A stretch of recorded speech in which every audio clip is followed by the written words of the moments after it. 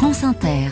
Il est 5h12, les chroniques littorales se font littéraires et historiques ce matin. Bonjour José-Manuel Lamarque. Bonjour Mathilde Munoz. Vous nous suggérez un livre qui s'intitule « Les marins ne savent pas nager ». Oui Mathilde, un titre très imagé pour un roman d'aventure maritime. Un roman d'aventure maritime rude, terrifiant au XVIIIe siècle entre l'Atlantique et la ville d'Is, une ville légendaire de Bretagne qui aurait été engloutie par l'océan, que Dominique Scali s'est inspiré depuis son Québec natal, Dominique. Oui, en fait, je me suis un peu inspirée de tout le folklore maritime, autant la Bretagne que l'Angleterre, la Cornouaille, la Nouvelle-Angleterre, les États-Unis, tout ça. Et cette légende-là revenait sans cesse dans ma tête. La capitale de Cornouaille du roi Gradelon, au large de Douarnenez. Effectivement. Vous êtes québécoise, montréalaise. Vous vous lancez sur 700 pages d'aventures maritimes, d'aventures avec une femme, Danae Bérubé Portongen, donc une bretonne qu'on appelle Poussin. Et Poussin, en réalité, les marins ne savent pas nager. Pourquoi le titre ? Parce qu'elle sait nager. En effet. Donc c'est initiatique. Oui. Et en réalité, pour Poussin, la question c'est pouvoir entrer dans la ville, dans la cité. Exact, oui. C'est pour ça que je parle de voyage initiatique. Oui, effectivement. Pour elle, elle croit que c'est ce qui va lui permettre d'entrer dans la fameuse cité où tout le monde veut entrer. Et beaucoup d'appelés, peu d'élus. Elle fait partie des riverains, c'est-à-dire les gens qui vivent un peu dans la misère, qui vivent sur le bord de la mer, qui sont confrontés aux grandes marées.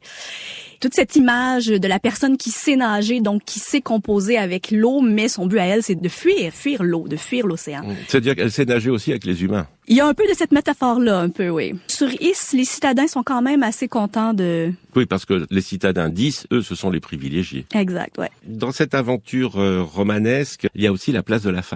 En fait, pour moi, c'est comme une fresque un univers sur lequel je peux projeter toutes sortes d'injustices. Et une de celles-là, un peu, c'est le fait d'être une femme dans un monde dominé par les hommes. Pourquoi l'avoir replacée au XVIIIe siècle ? Tout d'abord, la première chose que je savais que je voulais faire, c'était créer un monde où tout dépend de la marine à voile. Donc, je voulais pas qu'il y ait de bateaux à vapeur, je voulais pas qu'il y ait de moteur, quoi que ce soit. Donc, ça nécessitait que je campe les choses dans un monde pré-industriel, d'une certaine façon.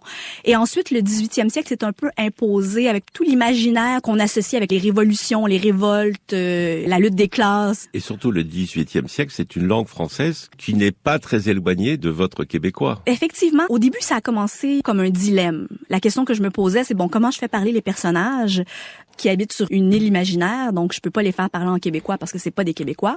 Je peux pas les faire parler en français de France, puis de toute façon, les gens à cette époque-là parlaient pas comme les Parisiens d'aujourd'hui. Et à un moment donné, s'est imposé à moi l'idée d'une langue inventée. Donc, peu à peu, j'ai un peu accumulé les expressions maritimes et tout ça s'est mélangé dans une espèce de français un peu inventé qui est très proche du québécois, qui est très proche du joual, mais qui ne l'est pas non plus. Et c'est Poussin, donc l'héroïne, qui vous a entraîné sur près de 700 pages ? Vous l'avez menée d'aventure en aventure pour rejoindre justement la cité ? En fait, pour moi, c'est un peu ma petite sirène. Votre petite sirène, en réalité, entre l'île d'Is, légende, tradition bretonne, la place de la femme, elle sait nager. Il y a un rapport avec notre monde d'aujourd'hui ? Oui, il y a plusieurs clins d'œil, effectivement. Je pense que si je me suis lancée dans cette aventure de 700 pages, c'est parce que j'avais envie un peu de toucher aux questionnements qui, moi, m'habitent, et des questionnements qui sont très contemporains. Et puis, moi, ma façon, c'est d'inventer un monde complètement parallèle avec lesquels je peux jouer et projeter un peu tous ces questionnements-là. Et le premier questionnement, c'est ? Je crois que le premier questionnement, c'est beaucoup comment accepter ou comment vivre avec l'impuissance. C'est pour ça que le thème de la mer, des marées, c'est vraiment ça qui m'habitait. Je sentais que pour trouver la réponse, il fallait que je joue avec le thème de la mer qui est à la fois l'océan étant très, très puissant et en même temps on est tellement impuissant quand on navigue dessus. Je sentais que j'étais dans cet univers-là pour arriver à trouver comment naviguer finalement. Merci Dominique Scali. Les marins ne savent pas nager par Dominique Scali, édité à La Peuplade.